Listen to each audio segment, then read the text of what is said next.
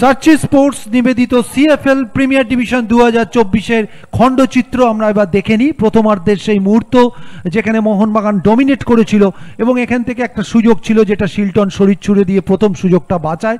তারপর একটা ফরওয়ার্ড বল ছিল যেটা প্রায় গোলের মধ্যে ঢুকে যাচ্ছিল, একটু অ্যাডভান্সিং ছিলেন, যাতে খুব বুদ্ধি করে বলটাকে কিন্তু গ্রিপ করেছিলেন। এবং তারপর টাইসনের সেই সেন্টার যেখান থেকে আর একটা গোল করার মতো পরিস্থিতি, কিন্তু ফাউল হয়ে যায়। এইটা সেই সুযোগ যেখান থেকে গোল করে সোহেল ভাট। চমৎকার শিলটনের আউটিংয়ে বল ধরার আগেই যেভাবে মাথাটা ছুঁয়ে দিয়েছিলেন সেটা কিন্তু একটা খুব বুদ্ধিদীপ্ত ফুটবলের নমুনা এবং বলা যেতে পারে অত্যন্ত অ্যাজাইল অ্যাটিটিউড লেগেছে সোহেল ভাটকে। এবং তারপর তার সেই সেলিব্রেশন, এবং বলা যেতে পারে সোহেল ভাট তারপর প্রথমার্ধে কিন্তু আরও গোল করেছিলেন। এখানে একটা ফাউল হয়েছিল, সেখান থেকে একটা ফরওয়ার্ড বল, এই সেই বল যেখান থেকে আবার শিলটন মিস করেছিলেন ফ্লাইট এবং বল হেড করে দিয়েছিলেন সোহেল ভাট এবং চমৎকার ভঙ্গিমায়। এইভাবে 2-0-তে প্রথমে মোহনবাগান এগিয়েছিল। তারপর আমরা জানি খেলার মধ্যে কিন্তু দারুণভাবে ফিরে আসে ওই অ্যাসোস রেইনবো। সোহেল ভাটের এই সময়টা মনে হয়েছিল মোহনবাগান বুঝি আরও গোল সংখ্যা বাড়াবে, আরও কর্তৃত্ব করবে। এটা হ্যান্ডবল ছিল যে কারণে রেফারি ফ্রি কিকের। এবং তারপর সেই মুহূর্ত যেখানে গোল করার একটা সুযোগ ছিল কিন্তু কোনো রকমের পরিস্থিতি সামাল, তারপর সেই সেট পিস থেকে কিন্তু গোল করে দেয় সৌরভ দাশগুপ্ত এবং অসাধারণ হিউম্যান ওয়ালকে টপকে এবং বলটাকে কিন্তু এত চমৎকার ইনসুইংয়ে বলটা রেখেছে রাজা বর্মন, কিন্তু গোলের নাগাল পায়নি।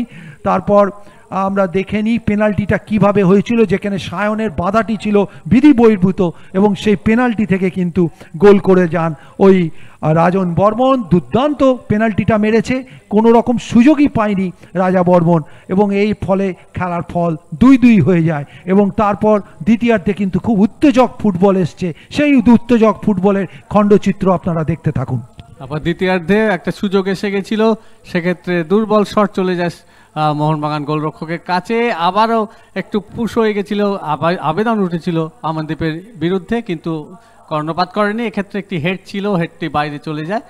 আক্রমণ প্রথম দিকে কিন্তু সমানে করে যাচ্ছিল ওই অ্যাসোস রেইনবো, কিন্তু তার থেকে গোল পায়নি। দ্বিতীয়ার্ধে মোহনবাগান আক্রমণ এসেছিল, তারপর থেকে একের পর এক আক্রমণ। শিলটন চমৎকারভাবে বলটি প্রথম ক্ষেত্রে বাঁচিয়েছিলেন এবং শেষ পর্যন্ত বল বিপদমুক্ত হয়ে যায়। শট ছিল ওখানে সোহেল ভাটের, কিন্তু বাইরে। আবারও এক্ষেত্রে সোহেল একটা চমৎকার ব্যাক সেন্টার করেছিলেন, গড়নের সেন্টার, কিন্তু সতীর্থ ছিল না। আবার এক্ষেত্রেও একটি সুযোগ, অনেক খেলোয়াড় মোহনবাগান উঠিয়ে এসেছিল, টংসিনের শট এবং দুরন্ত সেফ সেই শিলটনের শরীর ছুঁড়ে দিয়ে রবি রানার। এক্ষেত্রেও কিন্তু হেডে মাথাটিকে সেভাবে ঘোরাতে পারেনি সোহেল। আবার সেই সেন্টার, এক্ষেত্রেও হেড ছিল কিন্তু হেডটি গোলের দিকে যায়নি। নিরন্তর আক্রমণ চালিয়েছে মোহনবাগান দ্বিতীয়ার্ধে।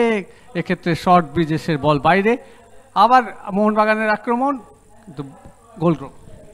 শিলটন পাল আজকে কিন্তু ত্রাতার ভূমিকায়, দেখুন বেশ কয়েকটা বল কিন্তু এইভাবে সে ধরেছে এবং এই যে সেভটা, এটাও কিন্তু একটা শেষ সুযোগ ছিল এবং মোহনবাগানের খেলোয়াড়দের গোল পেতে দেয়নি ওই অ্যাসোস রেইনবোর রক্ষণভাগের খেলোয়াড়রা। শিলটনের সঙ্গে আজকে কিন্তু তাদের ডিপ ডিফেন্স যোগ্য সঙ্গত দিয়েছে।